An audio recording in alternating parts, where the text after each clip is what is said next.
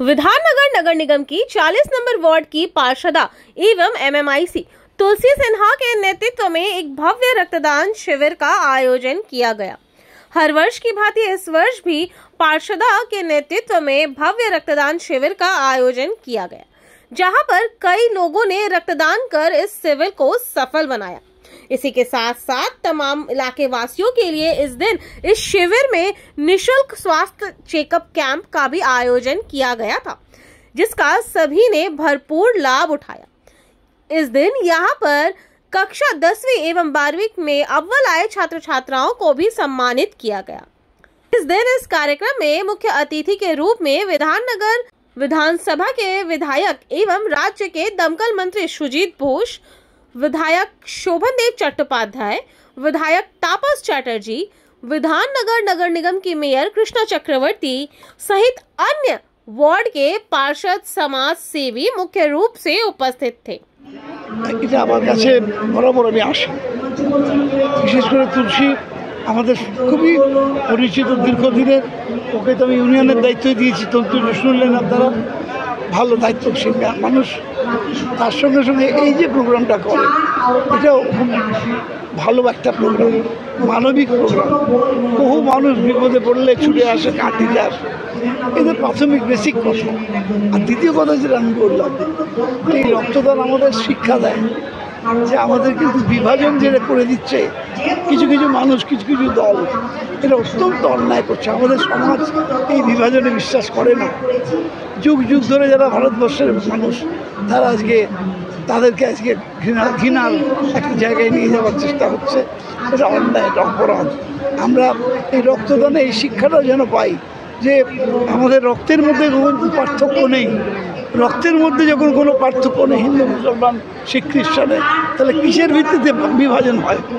কিসের ভিত্তিতে বিভাজন? কোণে কোণে মানুষের পাশে রক্তের সংগঠন যাতে না হয়, সারা পশ্চিমবাংলা জুড়ে মমতা বন্দ্যোপাধ্যায়, অভিষেক বন্দ্যোপাধ্যায়ের নির্দেশে হচ্ছে। আমরা সবাই করছি, আজকে তুলসীও করছে। তুলসীকে সাধুবাদ দেব। রক্তের সারা পশ্চিমবাংলার যেখানে যার দরকার হয় আমাদের ফোন করে। আমরা ব্লাড যে কোনো সময়, রক্তের কোনো সংগঠন হয় না। আমাদের এমএলএরা করে, এমপিরা করে, ছাত্র করে, যুব করে, মহিলা করে, আরটিসি তারা করে, এবং হেলথ চেক আপও এখানে হচ্ছে।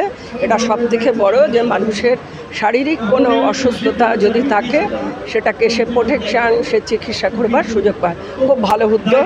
আজকে এটা প্রতি বছর উনি সুন্দরভাবে করেন। একজন অভিজ্ঞ, একজন লয়ার, একজন জনপ্রতিনিধি, সুন্দরভাবে এই অঞ্চল আছে রক্তদান, সংবর্ধনা, স্বাস্থ্য চেকআপ সব মিলিয়ে একটা অভূতপূর্ব। আমি অত্যন্ত অনুপ্রেরণা জানি। সুন্দর গণেশ পুজো করেন, সুন্দর বিষয়গুলো করেন। আমি নিজেও অনুপ্রাণিত হই কাছ থেকে।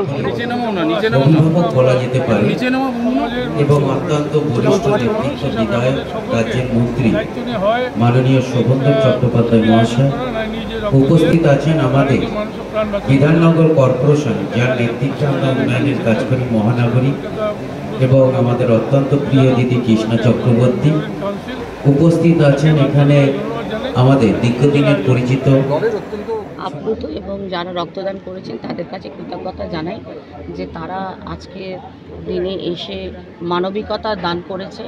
একটা মানুষের শরীর থেকে আরেকটা মানুষের শরীরে যখন রক্ত প্রবাহিত হচ্ছে, সেটা মানবিকতার দান, সেটা ভালোবাসার দান, এবং এই ভালোবাসা এবং মানবিকতার মাধ্যমে এই যে আজকে 200 জন রক্তদাতা রক্তদান করেছেন, তাদের কাছে আমরা কৃতজ্ঞতা জানাই এবং নতমস্তকে তাদেরকে আমি শুভেচ্ছা। প্রত্যেক বছরই 200 পার হয়ে যায়, প্রত্যেক বছর। এবারই আমরা ওটাকে একটু রেস্ট্রিক্ট করেছি যে আমাদের 200 দাতা আমরা নিচ্ছি, কারণ আবার 6 মাস পর যদি আমাদের প্রয়োজন হয় তখন আমরা আবার রক্তদান শিবির করব। তো মানুষের সাথে দেখুন, একটা যোগাযোগ সম্পর্ক স্থাপন না করলে, ভালোবাসা না থাকলে তো মানুষ আসে না।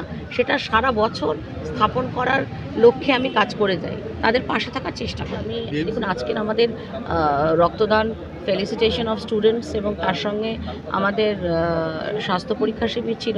তার সঙ্গে আমরা প্রত্যেকে একটা বার্তা দিতে চেয়েছি। আমরা চটের ব্যাগ ব্যবহার করেছি। ছোটোবেলায় দেখতাম আমরা বাজারের থলি নিয়ে দাদু, বাবা, কাকাদের দেখতাম আমরা যেতাম। এখন বাজারের থলির কনসেপ্টটা উঠে গেছে।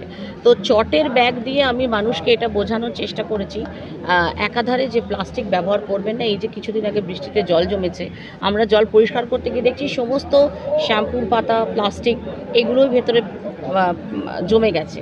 তো মানুষকে বলবো পরিবেশের দূষণ বন্ধ করার জন্য প্লাস্টিক ব্যবহার বর্জন করুন এবং তার সাথে সাথে একটা গাছ লাগান, বাড়ির ভেতরে একটা গাছ লাগান। একটা গাছ সকালে ঘুম থেকে উঠে দেখে মনটাকে ভালো করে দেয়। আর বাড়ির ভেতরে গাছ রাখলে সেটা যেমন অক্সিজেন দেয়, বাইরে গাছ রাখলে সেটাও অক্সিজেন দেয়।